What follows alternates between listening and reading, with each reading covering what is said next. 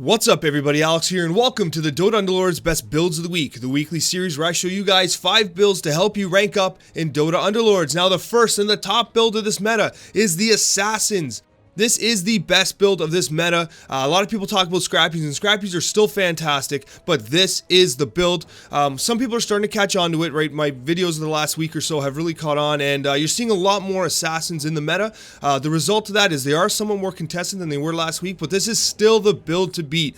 You can run this this build with a lot of success. It works perfectly with End of Medicine and Essex, which really amplifies the amount of damage you're doing early on because she casts it earlier than any of the other ultimates from, for instance, damage support damage dealing Hobgen is fantastic, but that is an ultimate, so you're getting the End of Medicine before that, and it really amplifies the ability for this assassin team to take down the opposition before they even get rolling. I've actually included a build guide I did last week. You can find the link above there in the window, and at the end of this video I'll also include full gameplay of this strategy. It is fantastic. It is the #1 build of this week. And for the second build of the week, we've got our meta Scrappies and inventors. We're running Broodmother and Weaver to provide the insect bonus to allow those insects to create a mischance on the opposing team. The nice thing about this build is that we're also incorporating Snapfire and Viper, two very high tier units, very good dragons. They are highly contested, but they are fantastic units. You're running Timbersaw, Clockwork, Tinker, the usual. Tinker positioned up front when he's at 3 stars in order to maximize his cast rate and his damage.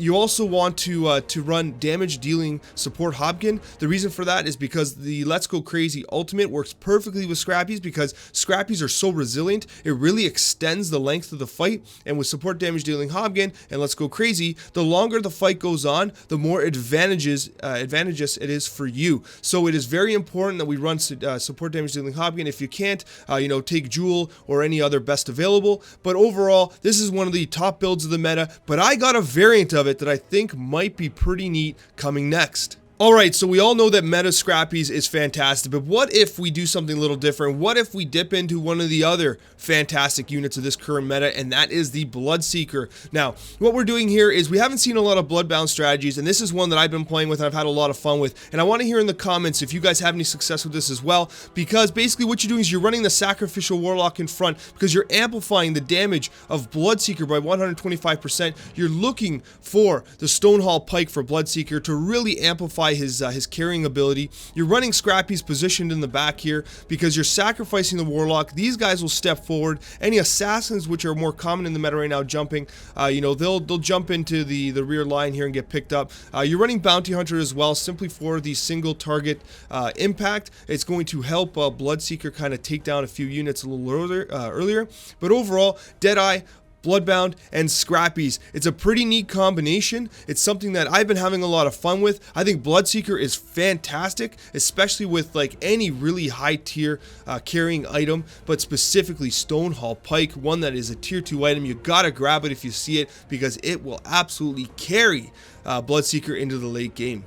And for the fourth build of the week, we're doing something a little different. We got Sand King, Broodmother, Nyx Assassin, and Weaver, all 4 insects in the lineup to provide the mischance and the evasion to the opposing team. Sand King positioned so he can stun through the opposing line. Broodmother positioned so she can cast early, slow down their casting rate and turn rate, and also provide initial healing with the Warlock ability. Alchemist here up front so that he can reduce the armor. Then you have Weaver, just in case we have assassins jump into the back. We want to protect Snapfire and Dragonite. You're going to be some of your DPS carries. What you can do is Weaver's going to take some damage and she's going to slither away. Ember Spirit, fantastic with a Battle Fury. You want to put a Battle Fury or a Butterfly or something awesome on Ember Spirit. He's a little contested right now because people are picking up on how great he is, but overall, a unit that will carry you into the end game. Overall, this is a build that is designed to basically take these very, very good alliances, insects and dragons, and really put them to the forefront and allow them to do their work while using the Warlocks to initially sustain the early fight to ensure that you can get your skills off and to get Snapfire casting her Mortimer's Fire.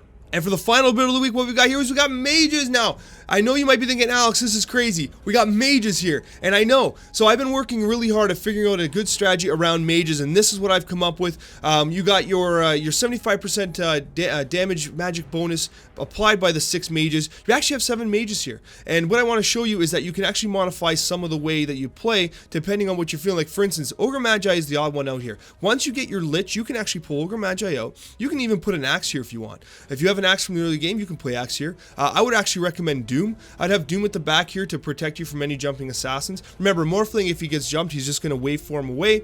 Doom's going to provide the...